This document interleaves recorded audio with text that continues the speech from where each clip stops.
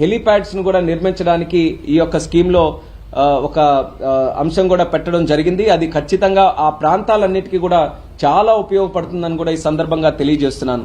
తద్వారా రాష్ట్రం దేశంలో ఏ మారుమూల ప్రాంతం ఉన్నా సరే వాళ్ళకి అత్యంత సమీపంలోనే ఒక హెలిప్యాడ్ గాని ఎయిర్పోర్ట్ గాని ఎయిర్ ట్రావెల్ కి కన్వీనియంట్ గా ఉండే విధంగా ఈ ఇన్ఫ్రాస్ట్రక్చర్ అక్కడ ఎస్టాబ్లిష్ చేయాలనేది కేంద్ర ప్రభుత్వం తాలూకు ఆలోచన.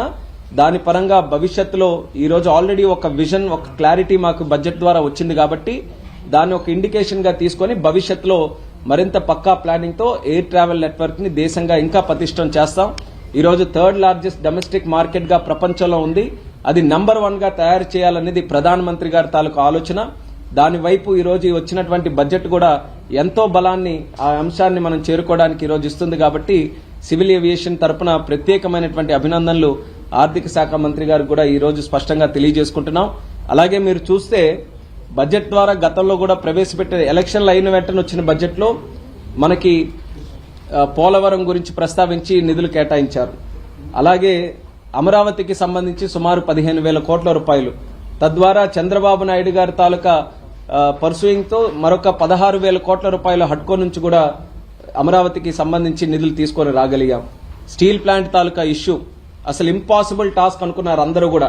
కానీ చంద్రబాబు నాయుడు గారు ఆయన ఎప్పుడు ఎక్కడికి వచ్చినా సరే ఒక ప్రయారిటీ ఎజెండాగా అది తయారు చేసుకుని మరి కుమారస్వామి గారు గాని, సీతారామన్ గారు గాని, అలాగే ప్రధానమంత్రి గారు గాని ఎవరికి కలిసినా సరే ఇది నాన్ నెగోషియబుల్, ఇది ఖచ్చితంగా మనం కాపాడుకోవాలి, ఇది ఆంధ్రుల తాలూకా ఆత్మగౌరవానికి సంబంధించినటువంటి అంశం అని చాలా స్పష్టంగా తెలియజేస్తూ 7 నెలల్లోనే చరిత్రలో ఎప్పుడూ లేని విధంగా 10,500 కోట్లు సుమారు స్టీల్ ప్లాంట్ కూడా ఈ రోజు సాధించుకున్నామనంటే అది ఎన్డీఏ ప్రభుత్వం తాలూకా ఘనత అనేది కూడా ఈ సందర్భంగా తెలియజేసుకుంటున్నాను.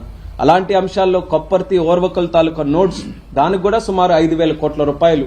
అలాగే బల్క్ డ్రగ్ పార్క్ నక్కపల్లిలో, అలాగే ఇన్వెస్ట్మెంట్స్ ని కూడా మనం లెక్క పెడితే ఈ రోజు బీపీసీఎల్ తాలూకా రిఫైనరీ, అలాగే గ్రీన్ హైడ్రోజన్ ప్రాజెక్ట్, అంటే 7 నెలల్లోనే ఎన్డీఏ ప్రభుత్వం తాలూకా అచీవ్మెంట్స్ ఏవైతే ఉన్నాయో ఎప్పుడు కూడా నా భూతో నా భవిష్యత్ అన్న విధంగా ఆంధ్రప్రదేశ్ రాష్ట్రంలో జరిగాయి. ఈ రోజు బడ్జెట్ ద్వారా కొన్ని కొత్త స్కీమ్స్ ను కూడా ప్రవేశపెట్టారు. ధనధాన్య స్కీమ్ కింద అగ్రికల్చరల్ డిస్ట్రిక్ట్స్ ను కూడా ఒక 100 ఐడెంటిఫై చేసి డెవలప్ చేయాలని, ఇలా ఏవైతే జనరల్ గా స్కీమ్స్ ఉన్నాయో అవి కూడా ట్యాప్ చేసుకుని ఆంధ్రప్రదేశ్ రాష్ట్రానికి నిధులు తీసుకొని వస్తాం.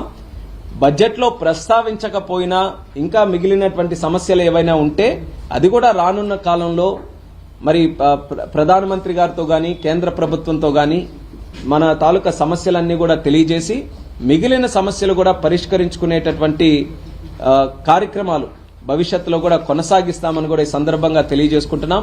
అలాగే ముఖ్యంగా దేశ ప్రజల తరపున ఆర్థిక మంత్రి గారికి ప్రత్యేక కృతజ్ఞతలు తెలియజేయాల్సినటువంటి అంశం 12 లక్షల వరకు కూడా ఆ ఇన్కమ్ స్లాబ్ వరకు జీరో ఇన్కమ్ ట్యాక్స్ గా ఒక చరిత్రాత్మకమైనటువంటి నిర్ణయం ఈ రోజు తీసుకోవడం అనేది దేశంలో ఉన్నటువంటి మధ్య తరగతి ప్రజలందరూ కూడా ఈ రోజు హర్షిస్తున్నారు.